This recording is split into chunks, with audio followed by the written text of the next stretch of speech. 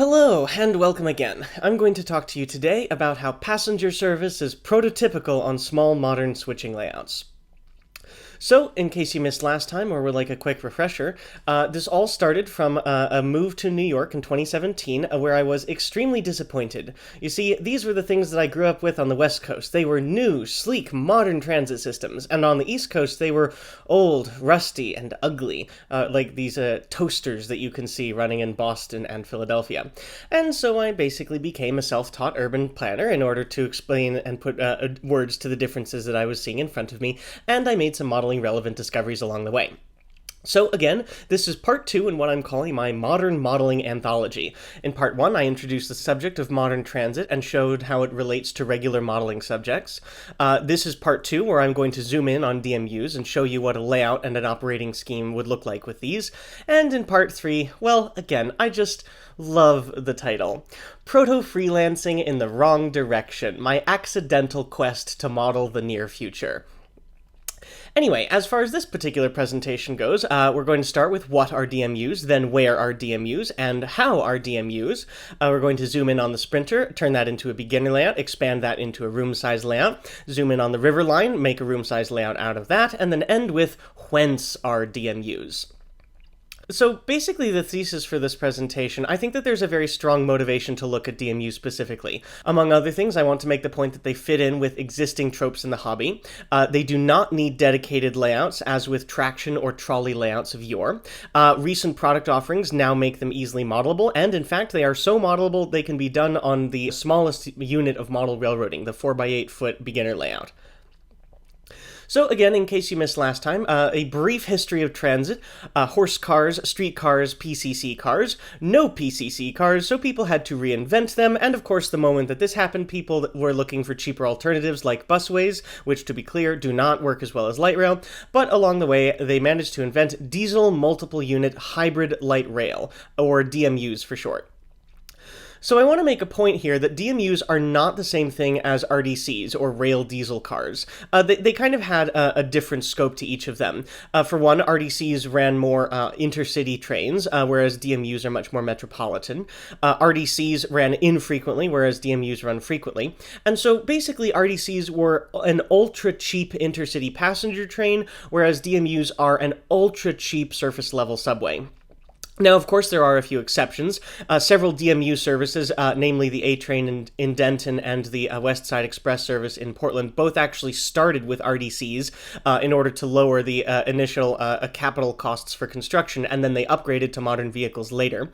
And then also, in the 1950s, the Boston and Maine used 108 RDCs, mostly in Boston area commuter service, much in the same way as modern DMUs do. But overall, DMUs are much more similar to light rail. Comparing and contrasting, light rail is of course electric, whereas DMUs are diesel, or diesel electric. Light rail usually runs high frequency with 5 to at worst 30-minute headways, whereas DMUs are a little bit more medium frequency, running 30 to 60-minute headways. Light rail usually, but not always, has multiple lines. DMUs usually, but not always, only have a single line. And light rail kind of connects a city to its neighborhoods a little bit more like a subway, whereas DMUs kind of connects a city to its suburbs a little bit more like a commuter rail. Other notable differences is that light rail usually has exclusive rights-of-way, but sometimes shares street running with regular automobiles, like you can see here, whereas DMUs usually share their right-of-way with regular freight railroads, and they rarely have segments of street running. Some DMU systems are actually very similar to regular transit systems. Like you can see in the top right, the Union Pearson Express in Toronto has a dedicated guideway to the airport. The River Line in Camden, New Jersey actually runs in mixed traffic with automobiles. And then you can also see that eBART offers a cross-platform transfer to a traditional subway system, the BART in the Bay Area. But most DMU services actually share segments with regular freight railroads, and this could range from as simple as having an operations and maintenance facility right next to a freight yard, or it could be the entire railroad line being shared between the freight trains and the DMUs. And I honestly love this picture here because it does a lot of the heavy lifting for me. You can see here in the lower left that there's a DMU station on the A train in Texas, and literally line of sight from the station platform just across the street you have a regular freight rail served industry spur. Now, a thing that makes DMUs different from other forms of transit is that they do not need massive infrastructure projects or costly construction. They allow you to bring transit to places that already have existing rail lines, and this is important because it could significantly lower construction costs. Now, I want to make a point here. DMUs are not a cheaper way to build a high-capacity subway or light rail system. High-capacity DMUs will never be. Instead, they lower the barrier to entry to allow you to bring transit to places that already have existing infrastructure but couldn't justify de novo construction. Places like urban freight rail switching lines. Do you see where I'm going with this? Alright, there are 11 DMU systems around North America right now, 3 in the Northeast, 3 in Texas, and the balance on the Pacific Coast. The first one was the Trillium Line in Ottawa, Ontario in 2001, extending from a busway, now a light rail system, south, I believe, to a university. The first stateside line was the River Line in 2004 in New Jersey, connecting Trenton and Camden, New Jersey. We'll talk more about that in a moment. Next came the Sprinter in Oceanside, California in 2008, connecting Oceanside to Escondido. Again, more about that in a moment. 2009 brought us the West Side Express Service, or WES, in Portland, extending 5 stations south from Portland's massive light rail system. 2010, the Capital Metro Rail in Austin, Texas, connecting downtown with its northwestern suburbs. 2011, the A train in Denton, Texas, extending one of the light rail lines near Trinity Mills up north to Denton and the University of North Texas. 2015 brought us the Union Pearson Express in Toronto, offering high-frequency connections between the Toronto Pearson Airport and Union Station in downtown. 2017 brought us the Sonoma-Marin Area Rail Transit, or SMART, extending north from San Rafael just across the bay from San Francisco deep into Sonoma County. 1 year after that was eBART in Antioch, California, which, to quote one of my all-time favorite YouTubers, Big Mood Energy, with the exception of the park and ride abomination called eBART, which I will never mention again because it should be stricken from the face of the earth. I cannot agree more. 2019 brought us TexRail, connecting Fort Worth, Texas to the DFW airport, creating a tinier Texas triangle of 3 different modes of commuter rail systems. And then most recently, in December 2022, Arrow opened up in Redlands, California. Again, another 5-station extension from a commuter rail station in downtown San Bernardino to Redlands State University. Now, many of the systems that I've actually shown you are planning expansions, and I've kind of hidden these maps in along with the ones you've seen so far. One of them, Capital Metro Rail, is building a second line to its northeastern suburbs. SMART is extending deeper into Sonoma County, I believe, to an airport. The O train in Ottawa is building further south and splitting into 2 lines, one of them going to the airport. The River Line is having a second complementary line being built south out of Camden, New Jersey to Rowan University. The Glassboro-Camden line. And then also the transit system, which shall not be named, is also, for some reason, being considered for expansion rather than demolition. Another one, which technically would be a new service, is the Silver Line in Dallas, Texas, currently under construction. It would be kind of a radial suburb-to-suburb line connecting with 3 different light rail lines and building new stations deep in the suburbs. But there are also a bunch of other proposals which are currently unfunded and not under construction, but hopefully still under consideration. One of the most important, I believe, is the Lower Montauk Line in Queens, New York, which would solve the least forgivable transit desert in the entire country. 472 stations on the New York City subway, the largest subway system in the world, or at least the largest in the Western Hemisphere, and only 3 of those stations are in Lower Queens. That is an embarrassment. Another one in Chicago, they were considering for a while the Suburban Transit Access Route, or STAR, and then also DMUing a new Metro Southeast service in Chicago. The STAR is important because it would also be another radial line allowing suburb-to-suburb trips, but also just look at these wacky renderings here. Like, this seriously looks like an early 2000s point-and-click survival horror game, like you're boarding the train to Black Mesa or something. Oh my goodness. Another one, which has been an informal proposal, unfortunately it's not being seriously considered by regional planners, but I have to mention it because it was this article on the Seattle Transit blog that introduced me to the subject of DMUs. BNSF has a branch to the Boeing factory in Renton that goes right off of a somewhat frequent commuter rail service extending south from King Street Station. I think that this is a prime target for providing a service to Renton if you were to build just 2 extra stations and buy some DMU vehicles. Also under consideration was Anchorage, Alaska. They were thinking of bringing commuter rail there for a while. But an interesting thing, because it's Alaska, every single station would have to have a dedicated warming room because, if you spend too long outside during the winter, you die. There have also been on and off proposals over the years for both the Long Island Railroad and the MBTA in Boston to DMU some of their lines. Like you can see here, the Long Island Railroad has 4 major diesel-operated branches, and you could just simply bring DMUs to those. And this has the very important side effect of getting rid of these absolutely ugly vehicles, the third ugliest vehicles to ever ply the rails. Don't worry, we'll talk about the other two. Now, this one, I actually think it was just recently approved, the Passaic-Bergen-Hudson Transit Plan, which would bring 2 new lines out of Secaucus Junction in North Jersey. One of them would be a completely new rail line. Another one would, again, be a radial line connecting with a bunch of other existing commuter rail services.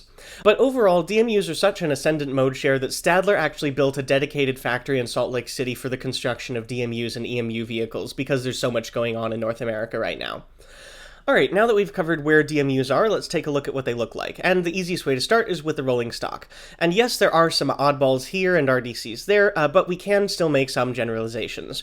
The first one is that the single most popular vehicle is the Stadler GTW 2/6. It's used on Capital Metro Rail in Austin, the A-Train in Denton, and then also the River Line is running them with slightly modified front ends, in addition to the transit system, which shall not be named in Northern California. Second most common, but these are all the 3 most recent vehicle acquisitions, so it's probably going to overtake the GTW fairly soon, is the Stadler Flirt, currently running on Tex Rail in Fort Worth, the O-Train in Ottawa, and Arrow in Redlands. Next most common is a Siemens Desiro, which, like the GTW and Flirt, is a North American port of a European model, and it can be seen here running on the Sprinter in San Diego and the O-Train in Ottawa. I think they were the first vehicles purchased new for the O-Train. Next comes Nippon Sharyo DMUs, seen here on Smart in Northern California and the UPE in Toronto. And uniquely, these actually have unpowered carriage cars in the middle to expand capacity.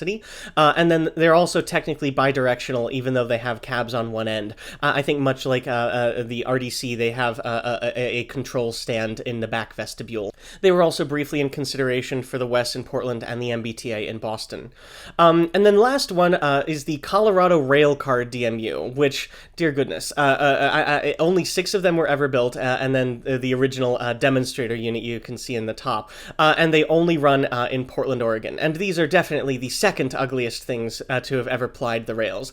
What's the single ugliest, you ask? Well, unfortunately, before Colorado Railcar went bankrupt, they built one more thing. This absolute monstrosity for South Florida. Just... there's no industrial design at all. No aesthetics. Nothing appealing about this whatsoever.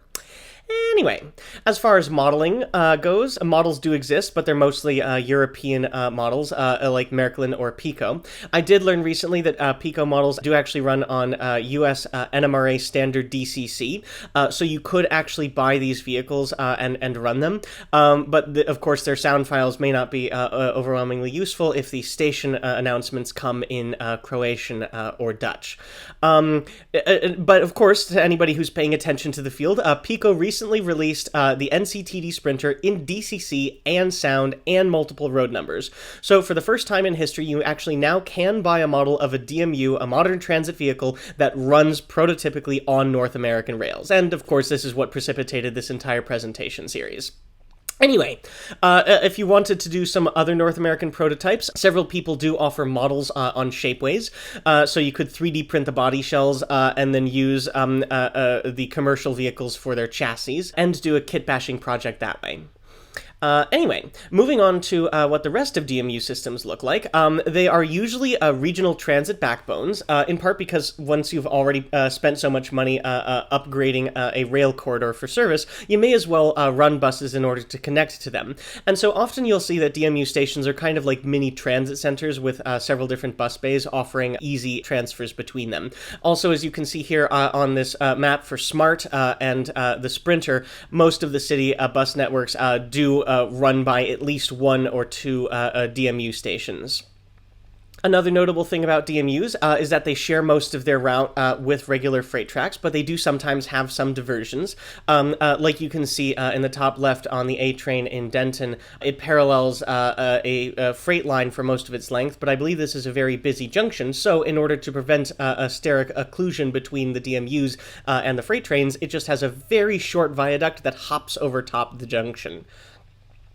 Also, as you can see here on the Sprinter in Southern California, in light blue is the original route of the Escondido branch, and in part to get a station closer to Cal State San Marcos, the DMU takes a quick hop over a highway and behind some backyards for a somewhat elevated station before hopping back over the highway again and rejoining the freight rail line.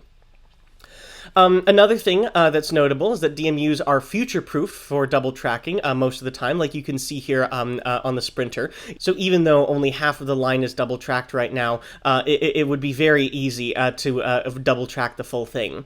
But this does mean that existing DMU services are a mixture of single and double track, but they fix this with rigorous scheduling. As you can see here from the string line diagram, the O train in Ottawa, despite having only 3 passing sidings, Bayview Station gets a whopping 10 trains per hour, which I think actually technically makes it one of the busiest intercity rail terminals in North America. I think only behind New York Penn, Washington, D.C., Chicago, and Toronto Union Station, because I think technically Bayview and Greensboro are in different municipalities.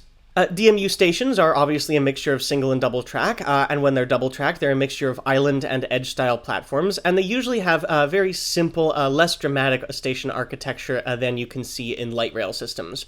But the stations are also usually intertwined with modern pedestrian infrastructure, things like chicanes and barriers to control people flow, and they're also usually nearby public art and public park projects, as well as integrated into regional trail networks, usually with wayfinding signs as well. And this is true for most of the DMU systems, except, of course, in Texas, where we know that pedestrian infrastructure there is purely ornamental and can disappear on a whim. Now, another interesting factor influencing the design of DMUs is that they usually have different loading gauges from freight trains, meaning that the DMUs get closer to the platforms than the freight cars. And this can be solved with a variety of mechanisms. Probably the most common is gauntlet tracks, where you have the DMUs taking the inner rails in order to come closer to the platform, and the freight trains taking the outer rails in order to prevent swaying freight cars from damaging the platforms. Uniquely on, I believe, only the Sprinter, and I have not seen this replicated elsewhere, all of the platforms have folding gates, which fold down and retract during the night in order to allow more space for the freight trains to pass. But probably the easiest solution is just a simple freight bypass. 2 separate tracks entirely, where the DMU takes the platform track and the freight train goes around it.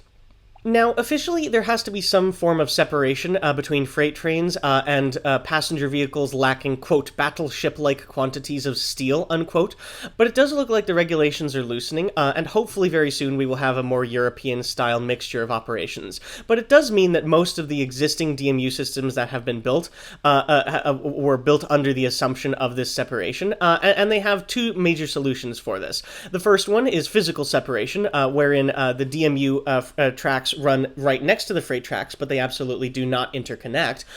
Or probably the more common and simpler solution is temporal, where you have passenger trains during the day, freight trains during the night.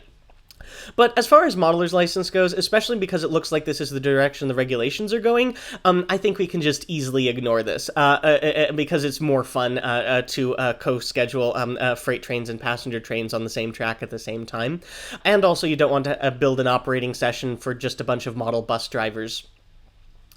Now, exceptions aside, DMUs are deeply integrated with freight rail, like you can see here in Austin, Texas. And then also SMART in Northern California, it bills its municipal switching service as a commuter and freight line. And then also down here on the River Line, this CSX locomotive was an actively switching unit that I saw out of the window of the River Line while I was riding it for research for this presentation. So there is a bunch of association between these new passenger vehicles and the freight trains that people already model. So that, of course, begs the question, is it modelable? Can we actually model a DMU system and turn it into an interesting model railroad? Well, I think since Pico released the Sprinter with DCC and Sound, it's logical to start there. The Sprinter itself opened in 2008. It is 35 kilometers long with 15 stations and takes 53 minutes end to end. It is almost perfectly 50% double tracked, and it operates using 12 Siemens Desiros, usually operating in pairs, along the ex-Santa Fe Escondido branch, which itself opened in 1888 and lost passenger service in 1946. It starts in Oceanside Transit Center, which is actually a major regional rail hub. It has NCTD coaster commuter trains heading south to downtown San Diego. It also serves Metrolink trains heading north to Los Angeles and San Bernardino. And then, of course, Amtrak's Surfliner passes through, stopping everywhere between San Diego and San Luis Obispo. And actually, if we take this picture right here and zoom all the way in, you can see the Sprinter at its own separate platform in the background behind this train here. Along its route, it serves, unfortunately, mostly car-dependent neighborhoods, but it does serve two different colleges, Palomar College on top and Cal State San Marcos on the bottom, which is really important because, of course, college campuses have all-day activity, and it helps to even out the off-peak lulls in crowds, allowing all-day service. Another interesting thing while I was researching it, I found that a lot of its parking lots are actually quite pike-sized, like you can see here. The top one is only twice the length of the platform, and the bottom one is exactly as long as the platform itself. And this is actually nice and modelable, as opposed to the suburban parkade ziggurats that you normally see as part of regular light rail projects. Temples to which we sacrifice our automobiles for 8 or more hours a day while we ride a train into the middle of town. Anyway, it also has a bunch of several other interesting and appealing modelable features. There are several freight spurs scattered along the line. There's a Y to the main line, which also has a freight spur in the middle of the Y. And then, of course, there's the bypass branch that I mentioned earlier. But I think the thing that's most interesting is the end of the line at Escondido. In quick succession, you have a tiny operations and maintenance facility, a very small terminus, and then a small switching puzzle. Let's take a closer look. So the operations and maintenance facility itself is quite petite. It's only 10 turnouts, 7 tracks, 2 mainline tracks, 3 plein air storage tracks, and then 2 tracks going into the operations and maintenance facility itself. The terminus itself is quite Lilliputian at Escondido Transit Center. It's right next to a major bus and BRT transit center, offering connections deeper into the community, and all for the cost of a single turnout. And then right across the street, you have the switching puzzle itself, with only 6 turnouts. There are 2 team tracks, but as you can see here, one of them is completely covered in dirt, so I don't know if it sees active service. There are 2 tracks to the Vita Brand Co-op, which is, I believe, a granary. There's 1 track to Mission Pools, although I'm not exactly certain why a small pool supplier would be receiving 4 freight cars at a time, so I think that in practice this may actually be used as another team track being serviced from the other side. And then the tail track itself ends at Schuster Oil, which I can't find any evidence that it receives active freight service from the satellite images, so somebody would have to go and give it a walking audit just to make sure that it actually does see freight service, but I can easily see parking a couple of tank cars there. Overall, with these things so close together, it's practically begging to be modeled. In fact, it's so tight together, it could even be a 4x8. So, that's what I made. Let me take you on a tour. So starting at the switching puzzle, you can use buildings or general dereliction of the track in order to hide the continuous running connection. There's room for 1 team track. Again, I couldn't tell if the other one is used, and also I just didn't have enough space. And then I had to move Mission Pools over into the corner.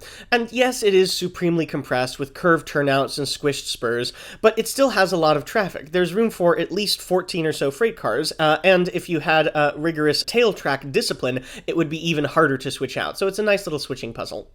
On the outer edge of the 4x8 peninsula is Escondido Transit Center, where I did preserve the bus bulge, because that's an interesting feature, and then it's also right next to Escondido Creek, which is a pitiful concrete-walled trickle for my suburban take on the beginner layout river corner trope. But of course, the main raison d'etre for this entire 4x8 layout is the Sprinter operations and maintenance facility itself. There's 1 outer track for the main line, and 2 tracks for plein air storage. One of them is an unprototypical spur, and both of them are barely 2 DMUs long, but again, this is the best I could do with the space. But I still do have 2 tracks going into the maintenance building, with room for about 1 DMU for each spur.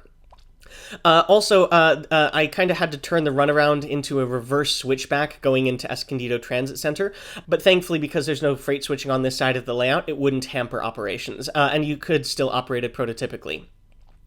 A small staging yard for this layout would be very simple. You really only need 2 tracks with a runaround for a freight train and a tail track the length of a locomotive. But the DMUs, they really only need 2 stub tracks because they're bidirectional. And you also don't need to make them any longer than the longest DMU lash-up, which here would be 2 DMUs long. Now, of course, an absolute necessity for beginner layouts is that of expansion. And so I've built this layout to be integrated into a larger 12 by 13 foot room space. So carrying off from the 4 by 8, the first thing you encounter is the Nordall Road Station. Then there's a prototypical industry spur to the Pine Tree Lumber Company. And then I kind of had to swap around Palomar College Station in order to get an earlier start on the double track. I'll talk about in a moment why that's important.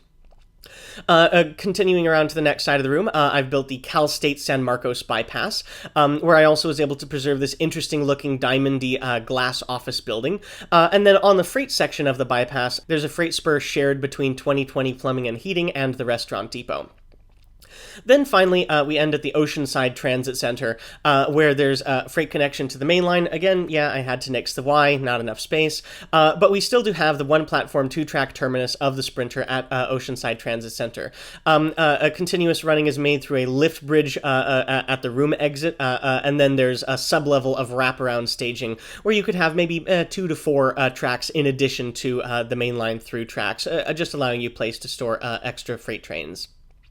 Now, an interesting thing that I've done with this layout is I've preserved room for a continuous operating road system that you could use the Faller car system on.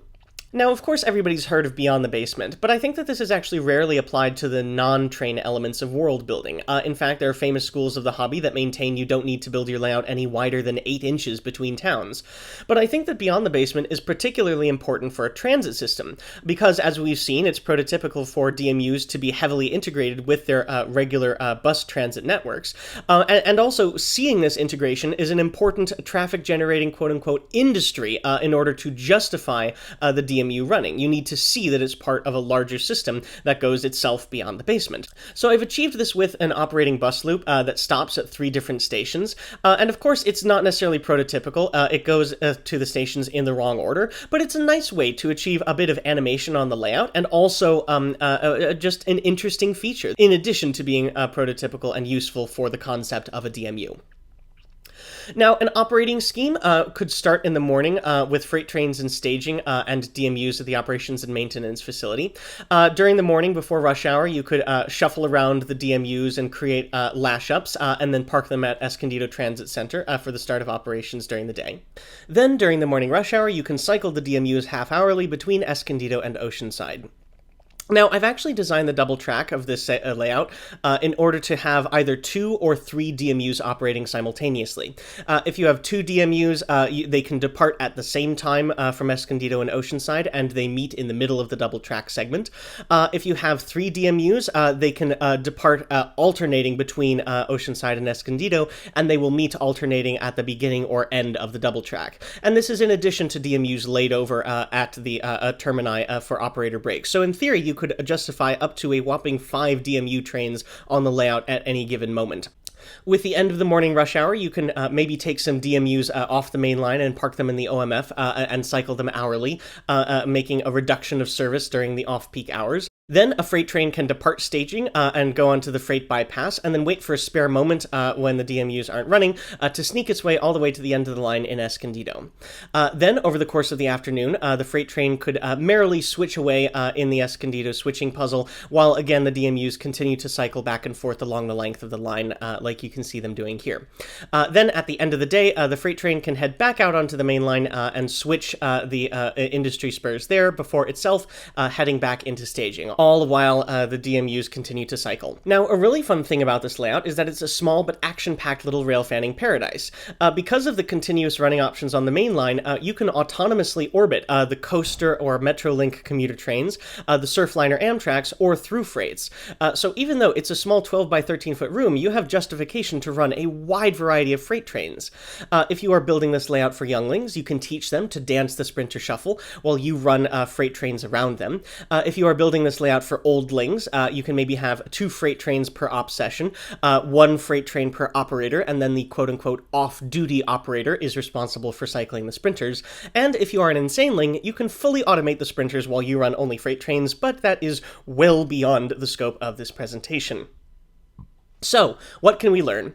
Well, first off, I think that the constant parade of DMUs adds a degree of prototypical activity, bringing bustle and gravitas to an otherwise small switching layout. It's said that passenger trains are used to throw a wrench in the plans of a dispatcher. DMUs, because of their high frequency, lob full toolboxes. But I would also caution against making this layout too big, as it justifies a mere 1 or 2 freight trains a day, and you run the risk of creating a fleet of volunteer hobbyist bus drivers to benefit only one dispatcher and freight crew at a time. So this naturally begs the question, could DMUs be made into a larger or busier layout? And then also a corollary, I want to bring up the River Line to show that it's not just a West Coast phenomenon.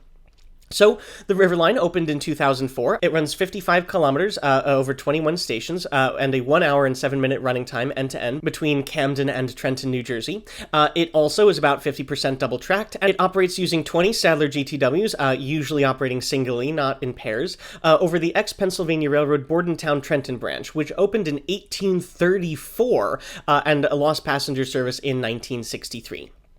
The River Line is actually an incredible success, in part because it's multipolar.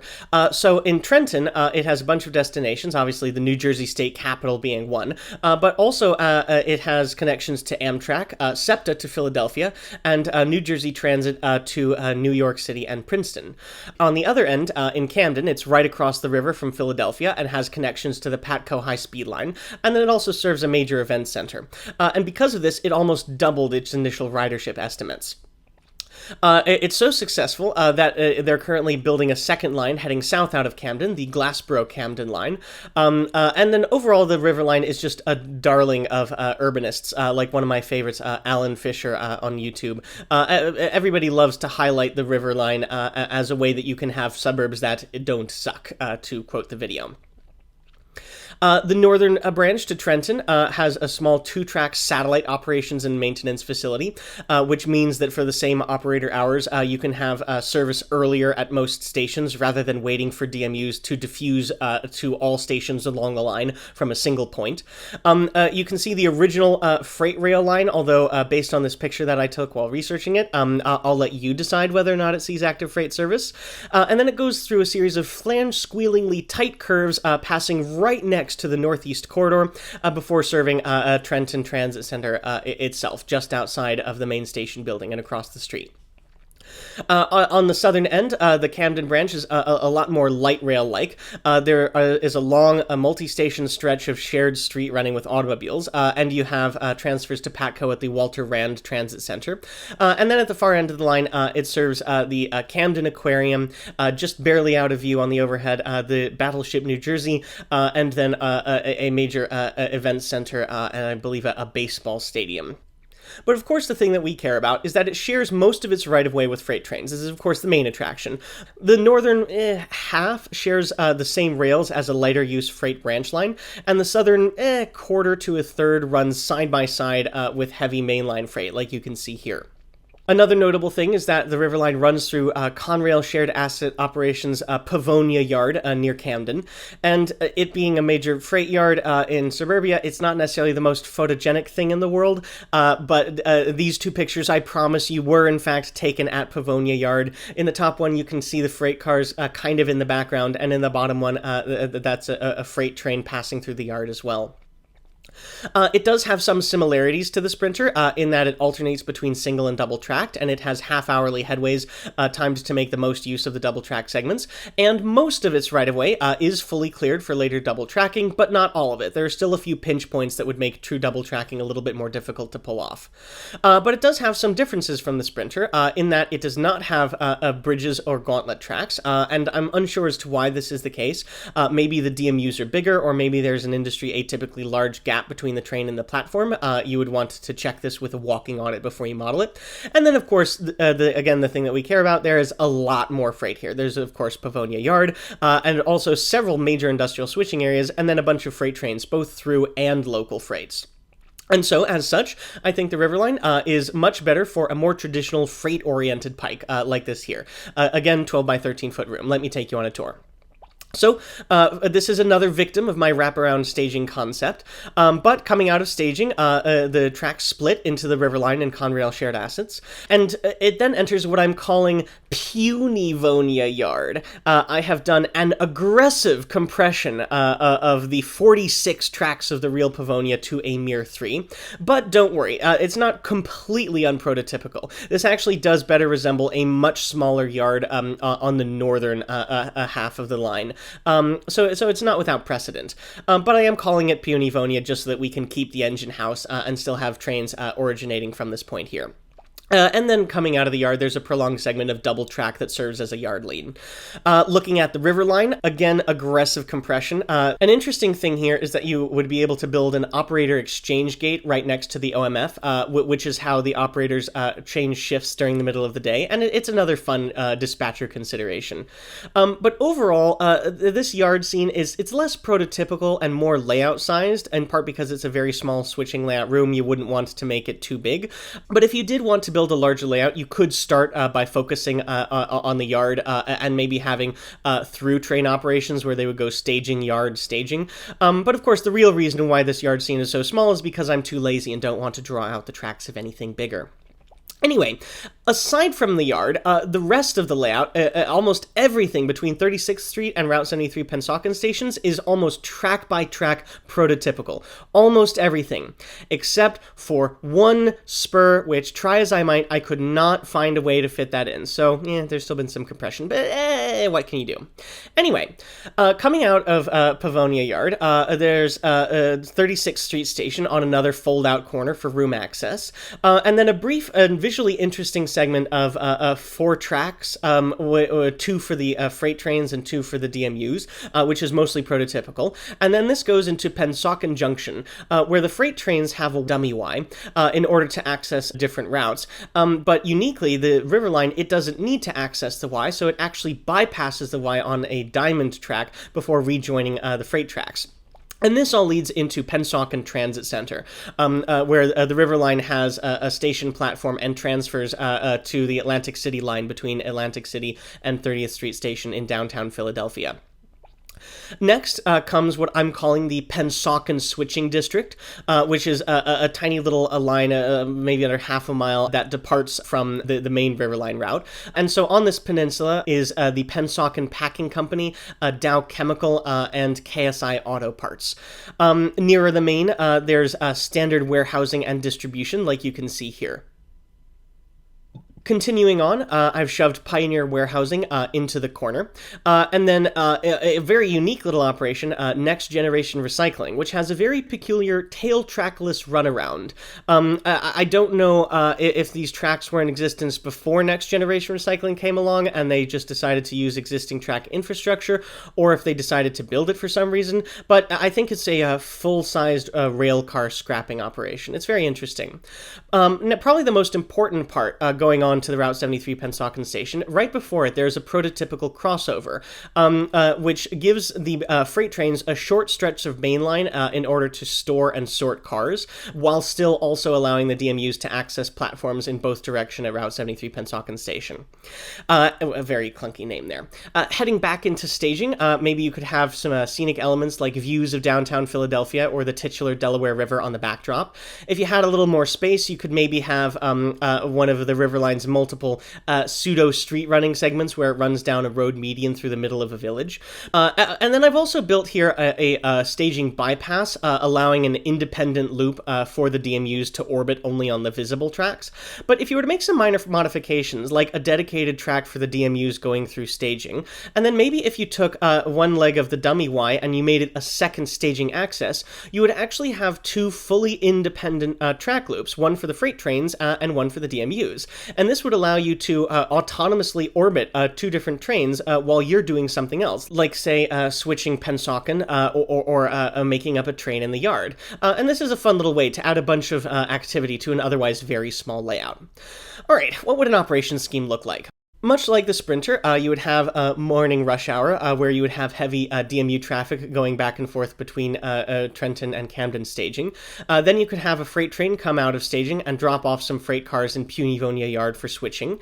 Then maybe you could take a locomotive, make up a train in Punivonia, maybe switch one of the legs of the dummy Y as an interchange track of a sort, and then you could send it out on the main line in order to switch Pennsauken switching district in and around the DMUs as they continue to cycle before the freight train itself would head into staging. And this, of course, could be while through freights and DMUs cycle autonomously around you. So, what can we learn from this? Well, I think that even a freight-focused layout can benefit from having DMUs. If you just delete the river line, it looks like an otherwise fairly normal shelf-style layout. Also, having more separation between freight and DMU trains allows for semi-autonomous circulation, which is not too difficult to fully automate. And again, it's just a way that you could bring a bunch of activity to a small layout, especially for a lone wolf. But what can this tell us about DMUs on even more massive layouts? Well, for one, I think that DMUs can be used as quote-unquote urban scenery to designate to the operators when they are entering the metropolitan area and when they are leaving it and just in a small town. But this also could possibly justify multiple dispatchers. Because DMUs have such incredibly high frequency, for the same stretch of track, you could maybe have one dispatcher only for the DMU territory, and then a second dispatcher for the rest of the non-DMU territory, and they would have to coordinate passing off freight trains that go between them. Now, as we start to wrap up, you might be wondering to yourself, how does this apply to you? You might be thinking, these are all interesting ideas, but it's not what I'm modeling. And my response to that is, it could be with much less effort than you think.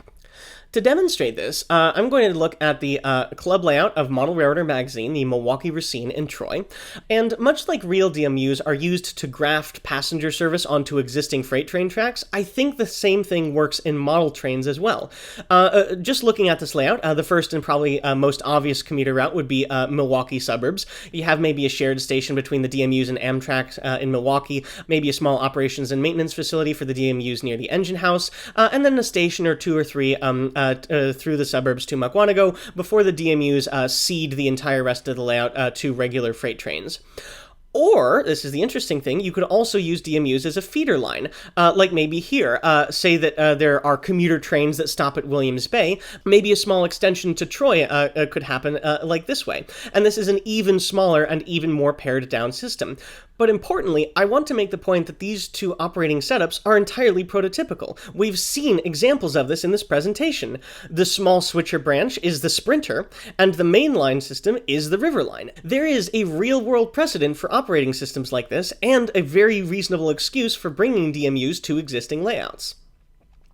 But I also want to end on a slightly more philosophical note. So everybody's heard of proto-freelancing, right? This is the idea of modeling a railroad that could have been, maybe more like a retcon of the past. But I have a thought. Why only look backwards? Why not model something that still could be built to varying degrees of likelihood?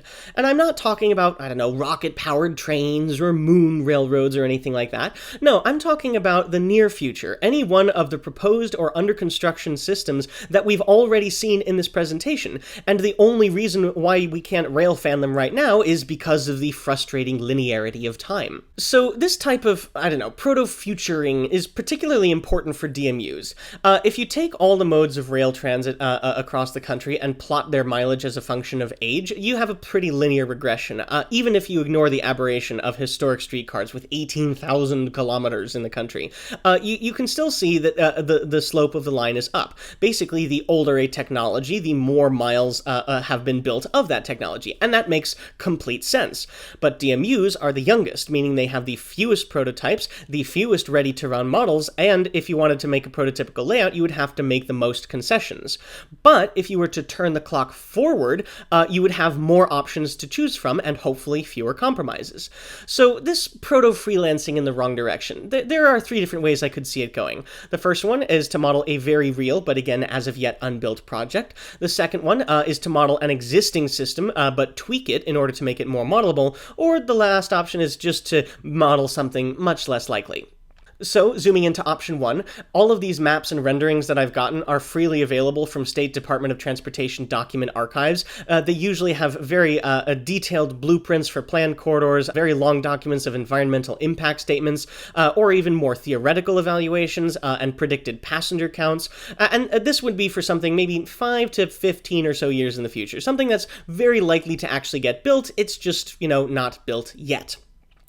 The next option is to tweak an existing system, and as I mentioned, there's currently a dearth of ready-to-run DMU models. There's really only Pico's Desiro Sprinter or modifications of European models. But what you could do is you could use this one ready-to-run option to model a system that is not the Sprinter. And actually, as I was researching for this presentation, I found that somebody else actually did this, and I think, maybe Train Z Simulator by Connecticut Train Guy 52. Basically, he took the digital model for the Siemens Desiro, and he reskinned it for the New Jersey Transit River Line. And there actually is a reasonable basis for this. Passenger equipment has about a 25-year lifespan without major rebuilds, so maybe you could say that Siemens won the bid for the replacement vehicles and they built Desiros for the River Line, i.e. this is just basically modeling the River Line or another DMU with the models that are available right now. And this massively simplifies rolling stock acquisitions, such that the only thing you have to do is repaint it rather than rebuild or kit bash it. And this lowers the barrier to entry for otherwise fully prototypical modeling. Another example of how this tweaking could play out, on the River Line there is this very large and depressing abandoned factory building. I think they actually used to make watches, and it's a sad story. A bunch of women got radiation poisoning in their jaws. But currently it is sitting empty, abandoned, right next to a River Line station. You could completely prototypically model it as it is right now, which is very depressing and sad. Or you could push the clock forward. I believe there are some plans to retrofit this building as transit-oriented development, turn it into a bunch of artists' lofts and cool stores and breweries and gastropubs and whatnot. So again, you could model it prototypically, or you could do something a lot more fun and interesting by just tweaking reality just a little bit, pretending that it's a little bit in the future. The last option is something much less likely. This could be further in the future because there's less political will, or maybe it would require extensive demolition, but it would still be a good idea. It's just people don't want to vote for it yet. And you could be really fancy with this. You could evaluate 40-year predicted growth patterns, and you could predict and identify new high-use corridors that are important for the development of cities in the future. Or you could use this as an excuse to run DMUs on your otherwise built layout with a paper-thin justification. I won't judge. But the idea behind all of these near-future modeling options is to be just near-future enough that really the only real difference is more electric vehicles on the model roadways, and otherwise it operates effectively as a present-day model railroad. It's just a justification for having something that doesn't work perfectly in reality right now. So, in sum, modern DMU transit is an exciting and growing aspect of modern cities that utilize existing urban freight switching corridors. They are easily modelable because they are tightly associated with things that people already model, and recent product offerings now make it possible to model prototypically. And then you could use a variety of near-future modeling justifications in order to model DMUs by modeling a real system which hasn't been built yet, an existing prototype but more easily, or you could just, again, use it as an excuse to bring DMUs to your existing layout. But as far as takeaways for this presentation go, first off, I want you to buy DMU models, keep the manufacturers manufacturing. Maybe if we can show them that there's enough demand for this, then they will bring out models of other DMUs, making it easier for other people to model other things prototypically. I also want to encourage you to bring DMUs to your layout, either by building a bespoke prototype layout or just using it as a way to have frequent passenger service. I also want you to bring DMUs not just to your layouts, but also to your communities. Vote in favor of transit. And then finally, I really hope that this allows people to recognize and appreciate present-day transit operators much in the same way that steam locomotive engineers were venerated in the years of yore. So, thank you very much for watching. I hope you've enjoyed.